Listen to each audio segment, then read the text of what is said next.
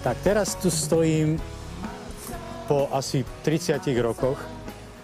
Toto gymnázium je to, čo ma zmenilo, pretože keď som začal chodiť na gymnázium, tak som sa začal vlastne učiť na gitaru. Ja som gitaru dostal za posledné dobré vysvedčenie na základnej škole. S gymnázium som si moc nerozumel, ešte angličtina, slovenčina, to mi šlo, ale exaktné vedy ako matematika, fyzika, chémia, to je pre mňa španielská dedina. A tu vlastne som ako študent chodieval 4 roky.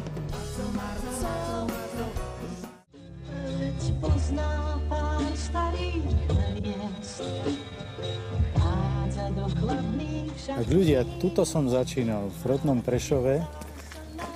Táto budova sa volá Čierny orol, je to najznámejší kulturák vôbec tuto v okolí a najkrajší, naozaj.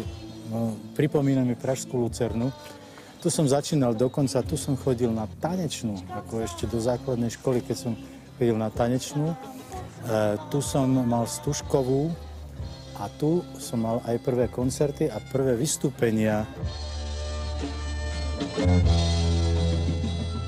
Čierny orol je pre mňa niečo také, taká nostalgia, taká tá vôňa, keď som bol ešte tínedžer a študent.